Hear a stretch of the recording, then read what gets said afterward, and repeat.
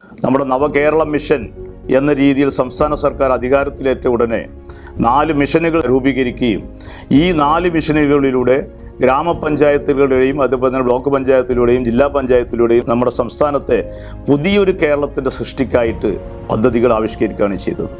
ഈ പദ്ധതിയുമായി ബന്ധപ്പെടുത്തിക്കൊണ്ട് നമ്മുടെ പഞ്ചായത്തിലും തൃക്കലങ്ങോട് ഗ്രാമപഞ്ചായത്തിലും ഒരുപാട് പ്രവർത്തനങ്ങൾ നമുക്ക് നല്ല രീതിയിൽ ഏറ്റെടുക്കാൻ വേണ്ടി കഴിഞ്ഞിട്ടുണ്ട്.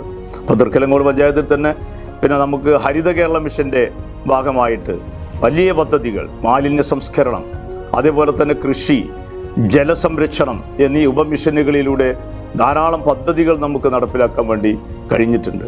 കാർഷിക രംഗത്ത് നമുക്ക് നെല്ലുൽപാദനം, കരനെൽ കൃഷി അടക്കമുള്ള സ്ഥലങ്ങളിൽ ഹെക്ടർ കണക്കിന് നമുക്ക് കൂടുതൽ നെല്ല് ഉൽപ്പാദിപ്പിക്കാനും അതോടൊപ്പം തന്നെ നിലവിലുള്ള കർഷകർക്ക് ധാരാളം സബ്സിഡികളും സഹായങ്ങളും നൽകാൻ വേണ്ടി നമുക്ക് സാധിച്ചിട്ടുണ്ട്. നെല്ലുൽപാദനം വർദ്ധിപ്പിക്കാൻ കഴിഞ്ഞു.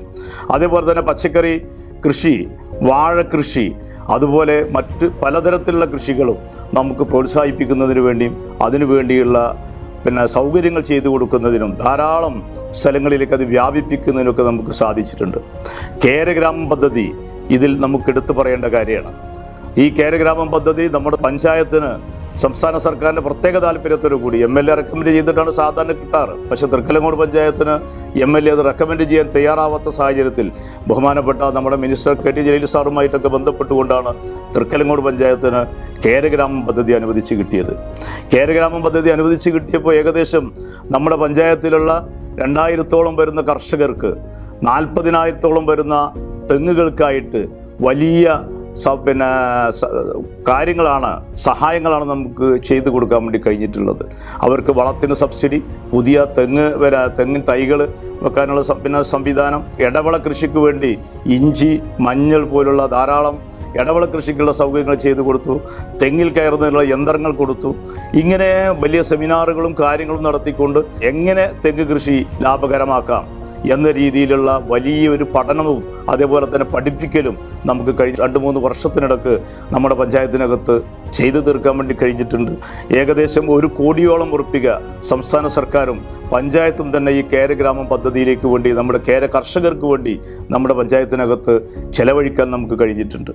ഇങ്ങനെ കാർഷിക രംഗത്ത് മാത്രമല്ല, അതുപോലെ തന്നെ ഉൽപ്പാദന രംഗത്ത്, നമ്മൾ മൃഗസംരക്ഷണ രംഗത്ത് ഒരുപാട് കാര്യങ്ങൾ ഇപ്പോൾ നമുക്ക് ഈ സുഭിക്ഷ കേരളം പദ്ധതിയുമായി ബന്ധപ്പെടുത്തിക്കൊണ്ട് തന്നെ നമ്മുടെ പഞ്ചായത്തിനകത്ത് നമുക്ക് എല്ലാ വാർഡുകളിലും കറവ പശുവിനെ നൽകാനും അതോടൊപ്പം തന്നെ നമുക്ക് കിടാരി വിതരണം, ഓരോ വാർഡിനകത്ത് 8-10 കിടാരികളൊക്കെയാണ് നമ്മൾ വിതരണം ചെയ്തിട്ടുള്ളത്.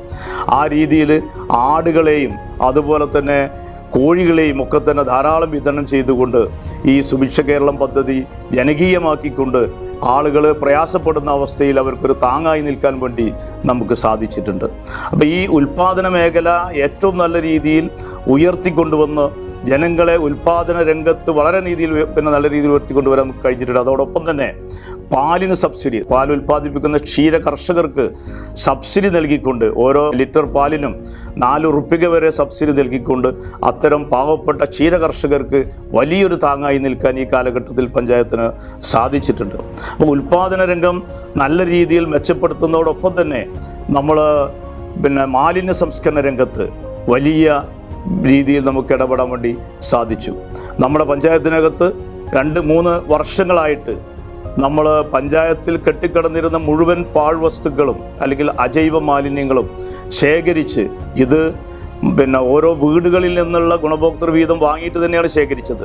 എന്നിട്ട് നമ്മൾ സംസ്കരണ കേന്ദ്രത്തിലേക്ക് എത്തിച്ചുകൊണ്ട് നമ്മുടെ പഞ്ചായത്തിനകത്ത് കഴിഞ്ഞ നൂറ്റാണ്ടോളം കാലമായിട്ട് പറമ്പിലും മറ്റു സ്ഥലങ്ങളിലൊക്കെ ചിതറിക്കിടന്നിരുന്ന മുഴുവൻ ശേഖരിച്ച് പഞ്ചായത്തിൽ നിന്നത് കയറ്റി അയച്ച് സംസ്കരണ കേന്ദ്രത്തിലേക്ക് എത്തിച്ച് അതോടൊപ്പം നമ്മുടെ പഞ്ചായത്തിനെ മുഴുവൻ ശുചീകരിക്കുന്ന ഒരു പ്രക്രിയ, മുഴുവൻ തോടുകളും നമ്മൾ ശുചീകരിച്ചു, മുഴുവൻ റോഡുകളും നമ്മൾ ശുചീകരിച്ചു, മുഴുവൻ വീടുകളും നമ്മൾ ശുചീകരിച്ചു.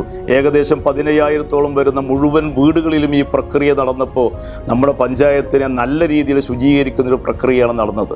ഇതോടൊപ്പം തന്നെ നമ്മൾ വീടുകളിൽ നിന്ന് 3 മാസം കൂടുമ്പോൾ പ്ലാസ്റ്റിക്കും അതേപോലെ തന്നെ മറ്റ് അജൈവ മാലിന്യങ്ങളും ശേഖരിക്കുന്നതിന് വേണ്ടി നമ്മൾ ഹരിതകർമ്മ സേനാംഗങ്ങളെ തയ്യാറാക്കുകയും ഇപ്പോൾ 21 ഹരിതകർമ്മ സേനാംഗങ്ങൾ വളരെ നല്ല രീതിയിൽ വീടുകളിൽ നിന്ന് ഈ അജൈവ മാലിന്യങ്ങൾ ശേഖരിക്കുകയും നമ്മുടെ പഞ്ചായത്തിലുള്ള MCFൽ കൊണ്ടുവന്ന് അവ തരംതിരിച്ച് ക്ലീൻ കേരള കമ്പനിക്കടക്കമുള്ള സർക്കാർ ഏജൻസികളെ അത് ഏൽപ്പിച്ചുകൊണ്ട് മുന്നോട്ട് പോവുകയാണ്.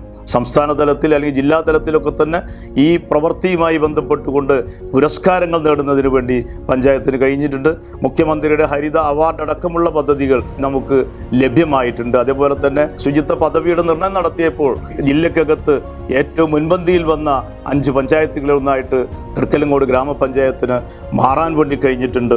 ഇതിനൊക്കെ തന്നെ ജനങ്ങളിൽ നിന്ന് വലിയ സപ്പോർട്ടാണ് നമുക്ക് ലഭ്യമായിട്ടുള്ളത്.